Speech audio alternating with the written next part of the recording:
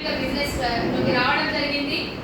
నాకు లేనివన్నీ సాధించుకోవాలని ఒక ఆశ, కోరిక, బలమైన డ్రీమ్. ఏమో పేరు పెట్టుకున్నా నడుస్తుంది. కానీ నేను చిన్నప్పుడు మా ఇంట్లో ఒక సైకిల్ కూడా లేకపోతుంటే అది చాలా రోజుల తర్వాత కొనియడానికి కూడా ఇబ్బంది అయింది. మా పేరెంట్స్ స్కూల్కి వెళ్ళేదాన్ని 2-3 కిలోమీటర్లు అప్ అండ్ డౌన్ నడుస్తూ మళ్ళీ నడిచే రావాలి. మా సిస్టర్ అంటే చిన్నమ్మ కూతురికి ఉండేది అక్క, ఆమె జ్యోతి. అక్కకి సైకిల్ అడగాలంటే నేను తనని తీసుకొని వెళ్ళాలి.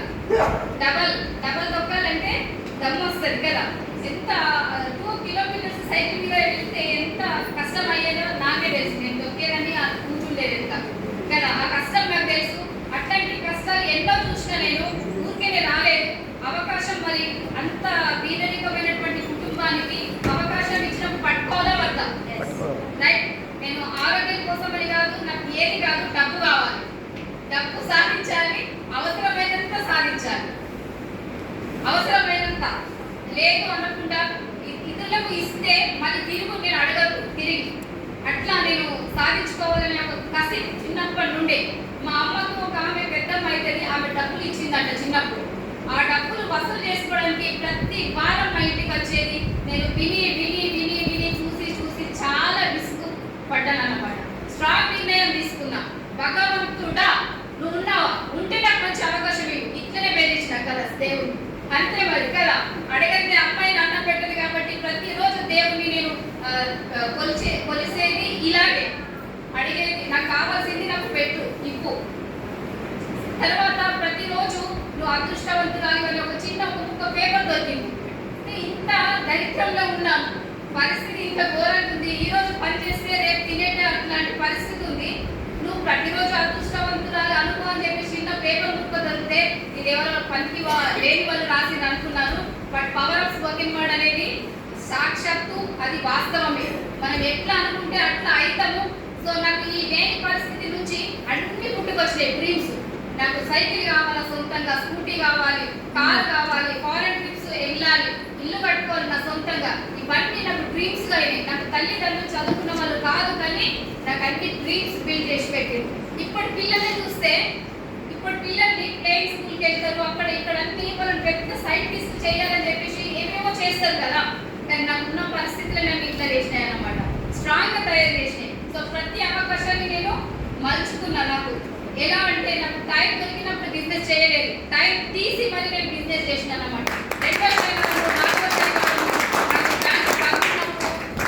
మళ్ళీ డే టైంలో ఈ యొక్క రోజు తొందరగా క్యాష్ కౌంటర్కి పంపించేసి తొందరగా గబగబ వెళ్తే ఒక కస్టమర్ని కలవచ్చు, ఒక ప్లాన్ చెప్పవచ్చు.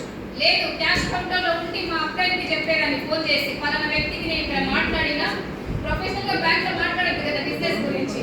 సో నేను జస్ట్ ఒక మంచి విషయం చెప్పేది ఉంది, మీరు అక్కడ టైం ఇవ్వండి అని చెప్పేసి మా అబ్బాయికి ప్లగిన్ చేసిన వాళ్ళని. సో అట్లా నేను తెలియకుండానే డైరెక్టర్ అయినా. తర్వాత సిల్వర్ ఒక బూట్ క్యాంప్ పోయిన విజయవాడ, బాంబే వెళ్తున్నాము, అక్కడ ఇల్లు షిఫ్ట్ చేస్తున్నాము, అది ఇదని అబద్ధాలు చెప్పి విజయవాడ 3 డేస్ బెంగళూరు లీవ్ పెట్టి వెళ్ళినానమాట.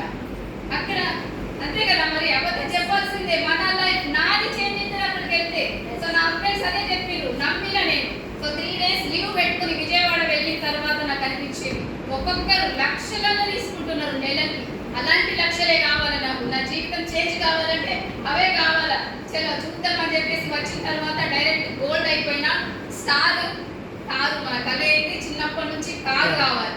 నడిచి నడిచి సైకిల్ దొరకనప్పుడు నడిచి నడిచి నాకు నేనే ఎక్కడ నడిచినా కావచ్చు అనుకుంటే ఇప్పటికి కూడా అంత నడిచినా కాబట్టి కారు పక్క తీయాల్సిందే. సో మా ఫ్యామిలీ అందరికీ నాకే ఫస్ట్ కారు నా పేరు మీద ఉండడం నాకు ఇంకా గర్వకారణం. ఇప్పుడు మా అన్న తమ్ముడు చెల్లె అక్క కారు ఉంది, చెల్లె కారు ఉందని వాడుకుంటారు అన్నమాట. వాళ్ళిద్దరు కూడా దుబాయ్ మస్కట్ వెళ్తారు పని చేయడానికి. సో నాకు మొన్న ట్రిప్ వచ్చింది, కాకపోతే మా అమ్మాయి కూడా తీసుకుని వెళ్ళాలని చెప్పేసి వెళ్ళలేదు. 1,31,000 ఫారెన్ ట్రావెల్ ఫండ్ తీసుకున్నా. సో మనకు ఎంత మంచి కంపెనీ, తప్పులు పేస్ట్ను వాడి ఇంట్లో షాపింగ్ చేస్తే లక్షలు ఇన్కమ్ ఇస్తుంది. ట్రిప్ వెళ్ళను అని అంటే కూడా డబ్బులు వాపస్ ఇచ్చింది తెలుసా. ఎంత ఎక్కడ దొరకాలి మీకు ఇలాంటి కంపెనీ. సో కడిగేసుకోవాలి, మనం బ్రెయిన్ వాష్ చేసుకోవాలి. మొత్తం నల్ల కింద పెట్టేసి మొత్తం కడగాలి. గిన్నెలు కడుగు కాదు, మన మైండ్ని కడుక్కోవాలి ఫస్ట్. అప్పుడే మన లైఫ్ చేంజ్ అవుతుంది, మన పిల్లల లైఫ్ చేంజ్ అవుతుంది. సో ఇలాంటి సక్సెస్ ఇంకెంతో సాధించాలని చెప్పేసి ఒక విషయం చెప్తాను. నా టీంలో కవిత అనే ఒక గాయపడి కవిత అనే ఒక లేడీ హస్బెండ్ చనిపోయిండు. ఒక రోజు తనకి నేనే హోమ్ మీటింగ్ చేస్తున్నా, తనని ఇన్వైట్ చేసిండు. ఆధార్ కార్డు తీసుకుని రా, 2000 వస్తాయంట నెలకు అని చెప్పేసి. పాపం తను ఏ భరోసా ఆశలు లేని వ్యక్తి కాబట్టి ఆధార్ కార్డు తీసుకొని వచ్చింది. అక్కడ నేగ మసాలు హోమ్ మీటింగ్ చేసినాం. ఆధార్ కార్డు ఇచ్చి ఎంట్రీ చేసుకున్నది. ఏదో ప్రోడక్ట్ వాడుకుంది. డబ్బా phone Honda showroom, Nizamabad Honda showroom లో 6000కు స్వీపర్ గా చేస్తుంది తను. తర్వాత అప్పుడో ఇప్పుడో ప్రోడక్ట్ వాడుకుంటూ ఐడి రన్నింగ్ లో ఉంచుకుంది. సరే నీకు భర్త లేడన్నావు కదా, నాకు ఎంత సహాయం అయితే అంత నేను చేయగలుగుతాను చెప్పేసిన. తనకి ఇంత 600,000 దాకా వచ్చింది టీవీ రోజు, 1000 దాకా వచ్చింది టీవీ. తర్వాత ఆమె దసరా రోజు మొన్న 2024 దసరా రోజు రాత్రి 10 గంటలకు ఫోన్ చేసిన, కవిత నేను మర్చిపోలే, గుర్తు పెట్టుకున్నా, నువ్వు వచ్చేసి నువ్వు ఇప్పుడు కనుక మళ్ళీ రీస్టార్ట్ లాగా నువ్వు ఎంట్రీ ఇచ్చినావనుకో నీకు నేను నోటితో చెప్పను, చెక్ ఇచ్చే చూపిస్తాను చెప్పిన. అక్టోబర్ రాత్రి దసరా రోజు చెప్పిన, నవంబర్ లో పనిచేసింది. డిసెంబర్ లో 31,250 రూపాయలు గోల్డ్ డైరెక్టర్ గా తీసుకుంది. ఈ మంత్ కూడా వస్తుంది, ఈ రోజు నైట్ మిడ్-నైట్ వస్తుంది. మళ్ళీ కూడా సేమ్ క్వాలిఫై అయ్యింది గోల్డ్ కి. సో మళ్ళీ 5 నెలల జీతం ఒక్కసారి తీసుకుంది. అక్కడ ఎంత జీతం? 6,000, ఇక్కడ 31,000. 5 నెలల జీతం ఒక్కసారి తీసుకున్నారంటే ఒక మామూలు వ్యక్తికి ఎవరిస్తారు చెప్పండి? చుట్టాలు, అక్క చెల్లెలు ఒక్కసారి అంటే అప్పుగా ఇస్తారు. మళ్ళీ ఎప్పుడు ఇస్తావు అన్న డేట్ తీసుకొని ఇస్తారు కదా. ఎన్ని రోజులకు ఇస్తారు? మళ్ళీ మాట తప్పుతుందేమో, రోక రాసుకోవాలి కదా. అట్లా ఇచ్చే వాళ్ళు ఉన్నారు. కానీ మన కంపెనీ జస్ట్ ఒక ఆధార్ కార్డు ప్రూఫ్ తీసుకొని మనకు ఎంట్రీ ఇస్తుంది. మీకు కావాల్సినంత తీసుకోండి అంటుంది. ఒక్కసారి మన వెస్టేజ్ కంపెనీకి గ్రేట్ క్లాస్. నేను బ్యాంక్ లో ఉంటే నా లైఫ్ నేను సరిదిద్దుకోలేకపోయేదాన్ని.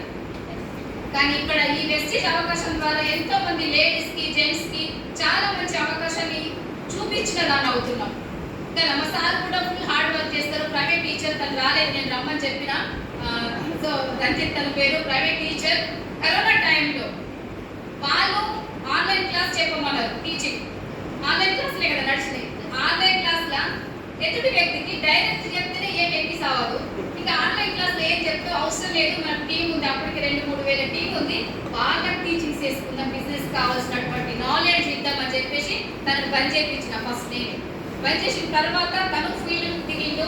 తర్వాత కరోనా అంతా అయిపోయిన తర్వాత నా జాబ్ నేను రిజైన్ చేసి ఫుల్ టైం దిగినాము. 1 lakh ఇన్కమ్ తీసుకుంటున్నాం ప్రతి నెల. Thank you.